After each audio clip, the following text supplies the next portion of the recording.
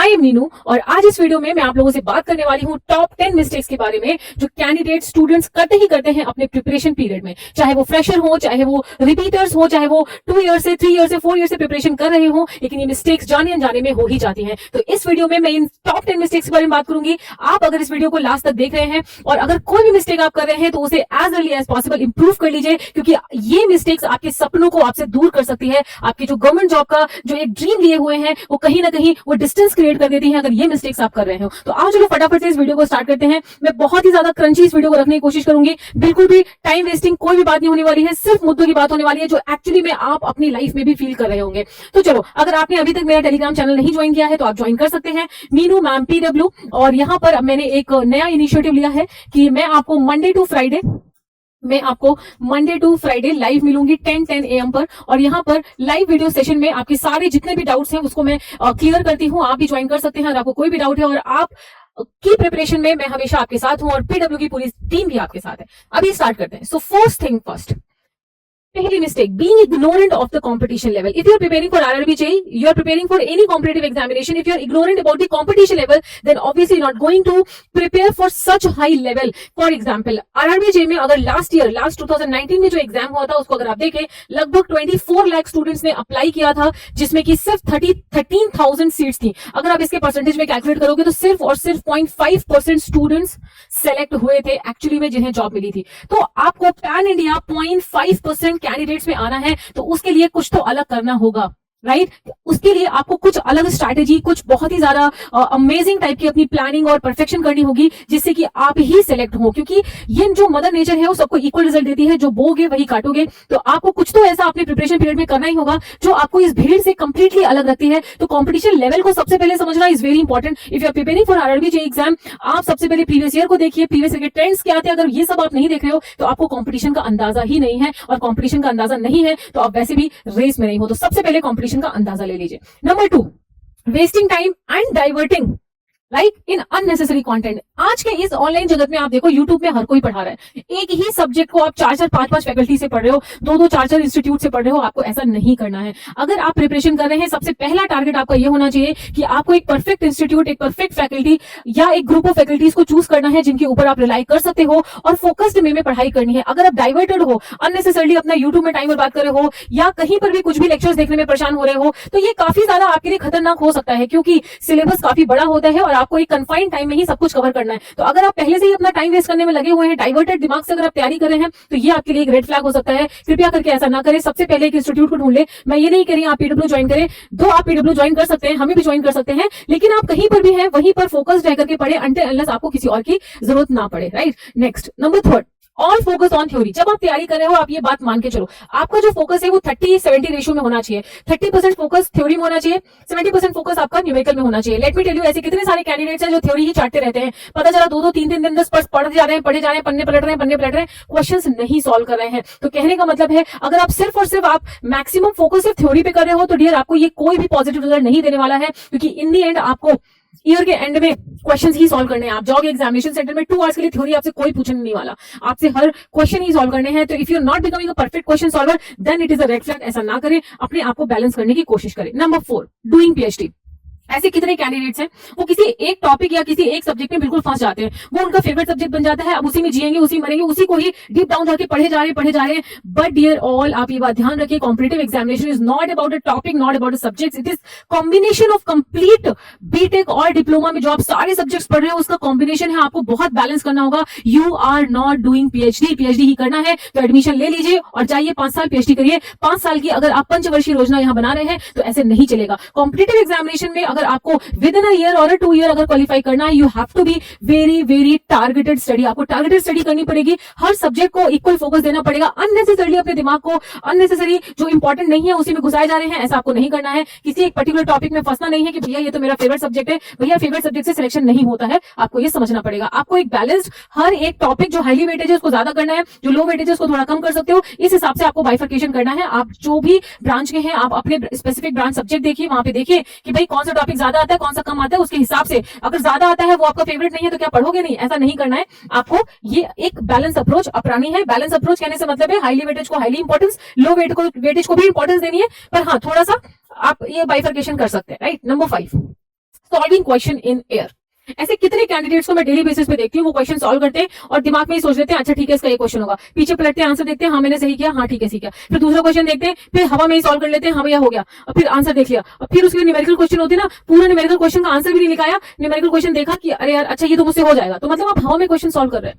आपको हवा में क्वेश्चन नहीं सॉल्व करना है, आपको एक स्ट्रोक में, मान लीजिए आपके सीबीटी 1 में आपसे 200 क्वेश्चन सॉल्व कराए जाएंगे या 100 क्वेश्चन सॉल्व कराए जाएंगे, तो आप वो 100 क्वेश्चन डेली आपको एक स्ट्रोक में सॉल्व करने हैं, और वो भी लिख के सॉल्व करने हैं। लिख के मतलब आप क्वेश्चन नंबर 1 का ये आंसर है, नंबर 2 का ये आंसर है, उसके बाद आप डेली बेसिस पे अपने मार्क्स कैलकुलेट करिए, डेली बेसिस पे अपनी एक्यूरेसी देखिए, तो इससे आपका काम चलेगा। अगर हवा में आप क्वेश्चन सॉल्व करें हाँ हो जाएगा, वो हाँ हो जाएगा, वो अभी लग रहा है, वो एग्जाम में नहीं होगा, ये एक बहुत बड़ी मिस्टेक है और बहुत लोग ऐसे करते हैं। मैंने तो ऐसे कितने क्वेश्चन बच्चों को देखा है, स्टूडेंट्स को देखा है, नॉट बच्चे, अब तो आप बच्चे नहीं रह गए हो, कि जो मतलब रिवीजन करते हैं क्वेश्चन का भी। भैया क्वेश्चन का रिवीजन आप कैसे कर रहे हो? आप क्वेश्चन देख रहे हो, यहाँ ठीक है हो जाएगा, क्वेश्चन देगा हाँ हो जाएगा, अरे ये अप्रोच नहीं चलेगी। आपको पूरे question till the answer solve करना है और एक स्ट्रोक में सॉल्व करना है, और हवाबाजी बिल्कुल भी नहीं। Next, studying randomly. देखो 6th मिस्टेक आपकी यही है कि आप रैंडमली पढ़ रहे हो। अभी ये सब्जेक्ट अच्छा लग रहा है, इसका एक चैप्टर पढ़ा, उसके बाद दूसरा सब्जेक्ट उठा लिया, दूसरा चैप्टर पढ़ लिया, फिर तीसरा सब्जेक्ट उठा लिया, तीसरा चैप्टर पढ़ लिया, ना पहला खत्म किया, ना दूसरा खत्म किया, ना तीसरा खत्म किया। कुल मिला के मेरे कहने का मतलब है आपको एक प्लान्ड मैनर में पढ़ना होगा। रैंडमली आप नहीं पढ़ सकते, क्योंकि आपको पता ही लगेगा इस सब्जेक्ट का ये चैप्टर किया, पता चला 2 चैप्टर हुए ही नहीं, और वो लास्ट में आपको पता लग रहा है। जितना आपका दिमाग रैंडमली काम करेगा उतना नुकसान है। मेरे हिसाब से आपके पास होनी चाहिए एक डेली टारगेट, एक वीकली टारगेट, एक मंथली टारगेट, 6 महीने का टारगेट, 4 महीने का टारगेट, 1 साल का टारगेट। इनफैक्ट मैं तो आपसे कहती हूं कि आप अपने 5 सालों का भी टारगेट बनाइए। Ask yourself where you want to see after 5 years of your life, where you want to see yourself. ये एक टारगेटेड अप्रोच होती है। आपको ये अप्रोच अपने डेली में भी, आपको अगर कल उठ करके ये टॉपिक करने तो आपको टारगेट बनाना पड़ेगा। Just right it down somewhere and randomly नहीं। एक टॉपिक अगर आप उठा रहे हो उसको पूरा फिनिश करके ही आप नेक्स्ट टॉपिक पे बढ़े। ये नहीं कि आधा किया और आधा पहुंच गया। रैंडमली पढ़ने से कुछ फायदा नहीं होने वाला है। Number 7, low in consistency and optimum pressure. You see competition इतना ज्यादा है कि आप 0 प्रेशर में भी अच्छा परफॉर्म नहीं करोगे, आप बहुत हाई प्रेशर में भी अच्छा परफॉर्म नहीं करोगे। आपके पास एक ऑप्टिमम प्रेशर होना चाहिए, जिसमें कि आपको इस बात की चिंता अवश्य होनी चाहिए कि आज अगर मैंने अपना टाइम वेस्ट किया है तो मेरा इतना नुकसान हो गया है। इस बात की अपने आप को एक एक्सेप्टेंस होना चाहिए कि यार ऐसा है। आपको इस बात का एक्सेप्टेंस होना चाहिए कि कल मुझे इतना टारगेट अगर करना है, अगर मैंने नहीं किया तो मेरे साथ क्या होगा। तो इससे क्या है कि एक ऑप्टिमम प्रेशर बिल्डअप होता है और आपको डेली बेसिस पे काम करने की जो एनर्जी है वो मिलती है। दूसरी इंपॉर्टेंट बात, ऐसे कितने सारे कैंडिडेट्स है जोश में 2 दिन तो पूरे 24 घंटे पढ़ लिया, उसके बाद अगले 1 हफ्ते का पता नहीं है कहाँ है, 1 हफ्ते मौज मस्ती कर रहे हैं। ऐसे नहीं चलेगा। आप बेशक आप 6 घंटे पढ़ें, बेशक आप 10 आवर्स पढ़ाई करें, लेकिन डेली करें।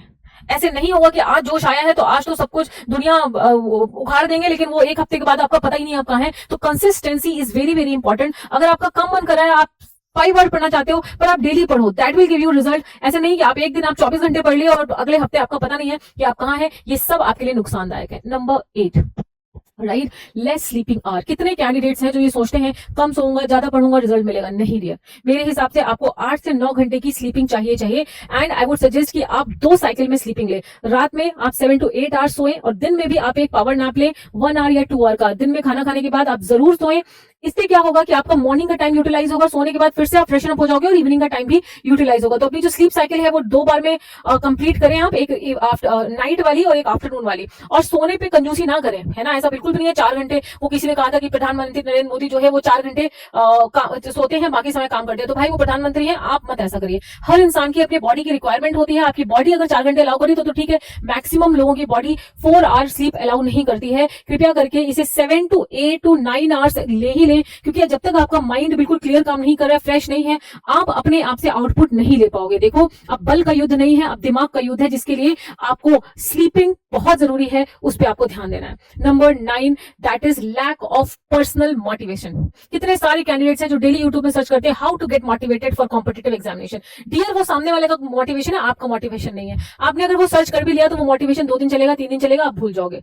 मेरे हिसाब से आपको अपना स्वयं का एक मोटिवेशन तैयारी करने के पहले डिसाइड कर लेना चाहिए। आप क्यों ये आरआरबी में सिलेक्ट होना चाहते हो, आप आरआरबी जेई में ही क्यों जाना चाहते हो, यू शुड आस्क योरसेल्फ। और वो मोटिवेशन इतना स्ट्रांग होना चाहिए ना, जो दिन भर आपको किसी और के मोटिवेशन की जरूरत ना पड़े, दिन भर दिन रात आप उसी मोटिवेशन से मोटिवेटेड रहें। जो इंटरनल मोटिवेशन होता है इंसान का, वो उसको काफी लंबे रेस का घोड़ा बनाता है। ऐसा नहीं होता है कि आपने किसी का मोटिवेशन ले लिया और उसको अपना मोटिवेशन बना लिया, ऐसा नहीं होता है। आप अपना मोटिवेशन ढूंढिए, आपका मोटिवेशन क्या है, आप क्यों इस एग्जाम को क्वालिफाई करना चाहते हो, Why you want to get this railways job? Why do you want to get? ये क्वेश्चन बहुत जरूरी है। मेरे हिसाब से ये तो नंबर 1 पॉइंट होना चाहिए, सबसे इंपॉर्टेंट पॉइंट है। मैं तो कहती हूँ तैयारी के पहले ही आप पहले समझ लो कि क्यों आप करना चाहते हो। नहीं तो एक समय ऐसा आएगा कि जरा सा डिमोटिवेटेड हुए तो पता लगा कि आप डिप्रेशन में चले गए। नहीं नहीं नहीं नहीं नहीं, आपका इंटरनल मोटिवेशन इतना शानदार होना चाहिए, इतना एक्टिव होना चाहिए कि आपको सोने के पहले ही कल क्या करना है क्या नहीं करना है वो सारी चीजें आपको ड्राइविंग फोर्स कहते हैं ना, वो एक ड्राइविंग पोटेंशियल देता रहे। ये इंटरनल मोटिवेशन ही है जो आपको ड्राइविंग पोटेंशियल देगा। And your last but not the least, very very important, giving excuse. अगर आप एक्सक्यूज दे रहे हो कि आज मैंने पढ़ाई नहीं की, वो इसलिए नहीं की, वो 10 दिन से मेरे साथ इतना गलत हो रहा था इसलिए नहीं की, वो घर में कुछ प्रॉब्लम है इसलिए मैंने पढ़ाई नहीं की। Let me tell you, please take stand for yourself. आपकी जो अवस्था इस वक्त है उसके लिए आप जिम्मेदार हैं। एंड मैं आपको एक साथ ये भी कह सकती हूँ कि 5 साल बाद आपकी लाइफ की जो अवस्था होगी उसके लिए भी आप ही रिस्पॉन्सिबल होंगे। अब आप कोई छोटे बच्चे तो रहे नहीं, अब आप डिप्लोमा कर चुके हैं और बीटेक कर चुके हैं, उसके बाद ही मेरा ये सेशन देख रहे होंगे। तो वो 10th 12th क्लास का बच्चा नहीं है जो कि एक्सक्यूज दे देगा तो कोई सुन लेगा। डियर, आप मेच्योर हो चुके हो, आपको अपने लिए स्टैंड लेना पड़ेगा। तो ये जो लेमन एक्सक्यूजेस होते हैं ना, वो आप ना ही दे, स्वयं को ना दें, स्वयं को ही ना दें। जस्ट एक्सेप्ट, आज मैंने ये चीज टारगेट बनाया था, मैंने नहीं अचीव किया तो नहीं अचीव किया, लेकिन इसके क्या कंसिक्वेंसेस हो सकते हैं, जस्ट एक्सेप्ट दैट। आप अपने लिए एक्सेप्शंस लागू ना करें कि घर में ऐसा था वैसा था, ये सब नहीं चलेगा। आप एक्सक्यूजेस ना दें। जो व्यक्ति स्वयं को एक्सक्यूज देता है वो कहीं ना कहीं स्वयं को पीछे कर देता है, क्योंकि आपको एक एक्सक्यूज मिल गया ना कि आपने क्यों नहीं पढ़ाई करी, आपने क्यों ऐसा नहीं किया। तो please do not give these kind of excuses to anybody and to yourself specially. मैं हमेशा कहती हूँ कि आपको 2 चीजों के साथ हमेशा ईमानदारी दिखानी है। एक तो स्वयं के साथ, इस प्रिपरेशन पीरियड में आपको ईमानदारी दिखानी ही दिखानी है। दूसरा, अपने देश के साथ, अपनी कंट्री के साथ भी आपको पूरा ईमानदार रहना है।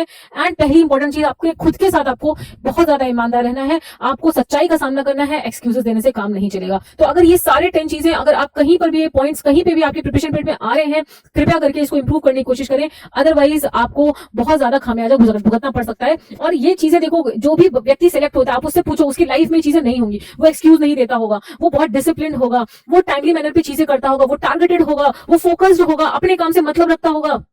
अच्छा, 11th पॉइंट मैं खुद से ऐड करना चाहती हूँ कि बहुत सारे रिलेशनशिप प्रॉब्लम होती है, फैमिली प्रॉब्लम होती है। I totally understand, but dear आप ये जान लीजिए कि आपके जीवन में ये नौकरी सबसे ज्यादा जरूरी है। आपके फैमिली वाले हो चाहे आपका रिलेशनशिप हो, ये तभी आपके साथ रहेगा पॉजिटिव टर्म्स में जब आप अपने जीवन में कुछ बन जाएंगे। हाँ, ये हो सकता है ये आपके साथ रहे, बट कहीं ना कहीं वो आपको कचोटता रहेगा कि यार मेरे को ये कर लेना चाहिए था, यार मेरे को वो कर लेना चाहिए था। तो आपका जो समय है वो सबसे ज्यादा जरूरी है, सबसे ज्यादा इंपॉर्टेंट है। इसी के साथ मैं इस सेशन को विराम देती हूँ। Thank you so much for joining me. And आप इस टेलीग्राम ग्रुप को ज्वाइन कर सकते हैं। मंडे टू फ्राइडे 10 AM पे 10 बज के 10 मिनट में लाइव मिलती हूँ यहाँ पे सारे आप लोग के डाउट्स के साथ। Thank you.